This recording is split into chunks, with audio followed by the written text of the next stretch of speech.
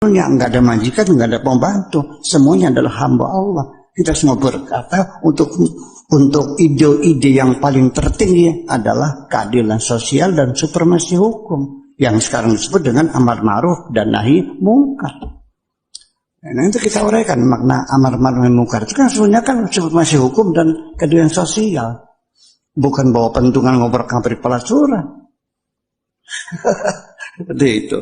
Nah, jadi dengan demikian ide besarnya Nabi Muhammad itu untuk membangun persatuan. La ilaha illallah sebagai simbol bahwa kita adalah dalam kesetaraan.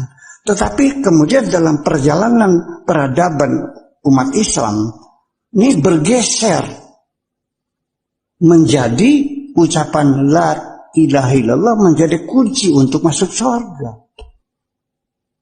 Memang Nabi menjamin barang siapa yang mendukung persatuan dijamin masuk surga, mendukung persatuan. Sekarang menjadi barang siapa yang akhir ucapannya sebelum meninggal mengucapkan la ilaha illallah masuk surga, menjadi tidak masuk akal. Masa masuk surga dengan ucapan? Memangnya film Barbie? Memangnya film Aladdin?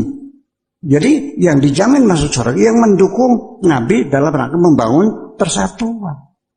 Sampai di dalam doa-doa setiap habis tahlil marhaban sebagainya, Allahumma ja'al akhir kalamina la ilaha illallah. Ya Allah, jadikanlah ucapan kami yang terakhir adalah la ilaha illallah, berdasarkan ada hadis mangkana akhiru kalamihi la ilaha illallah dakhalal jannah. Barang siapa ucapan terakhir sebelum meninggal ketika nazar, ketika nyawa akan keluar, dia mengatakan la ilaha illallah, dijamin masuk surga. Kok jadi bergeser? Padahal di Al-Quran sendiri itu kita dikasih tahu ada informasi yang penting sekali, bahwa masuk surga itu bukan dengan ucapan. Memangnya Aladdin bin Salatin. Ini kan sudah jelas sekali. Nah, persatuan terjadi. Alhamdulillah, ini 23 tahun selesai. Ya, Nabi Muhammad telah melaksanakan tugas dengan sempurna. Al-yawma akmaltu lakum dinakum wa atmamtu 'alaikum ni'mati wa raditu lakumul Islam dinan.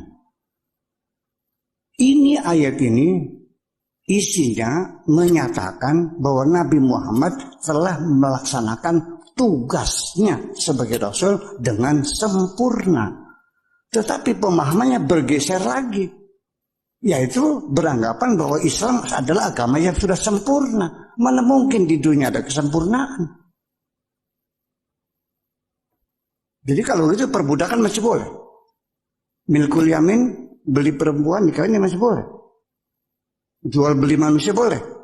Di Al-Quran tidak dilarang.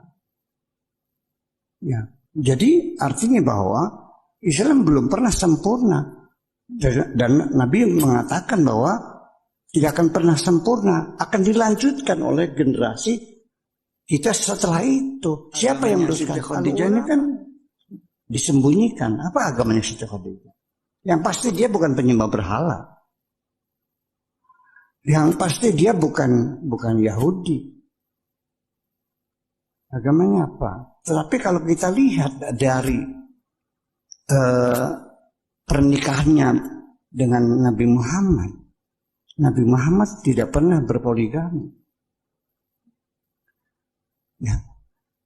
Di Jazirah Arabia, Yahudi berpoligami. Penyembah berhala, musyrikin juga berpoligami. Orang Islam berpoligami. Yang tidak berpoligami agamanya apa? Nah, nanti Bapak yang menjawab sendiri. Tetapi yang jadi pertanyaan bagi saya,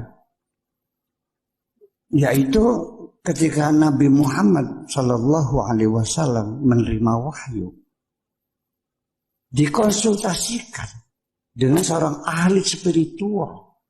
Siapa namanya? Waraqah bin Nawfal, seorang pendeta. Nabi Muhammad, Nabi kita, mengkonsultasikan wahyu itu dengan seorang pendeta. Jadi Khadijah ini siapa sebetulnya? Ini jadi masalah. Ini sebetulnya ada yang disembunyikan. Ada yang disembunyikan. Ya. Jadi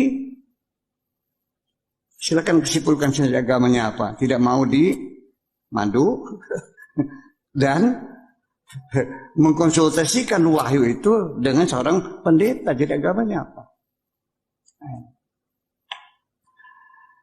Kemudian juga ketika sahabat-sahabat Nabi Muhammad itu ditindas, diintimidasi oleh orang-orang Quraisy di situ.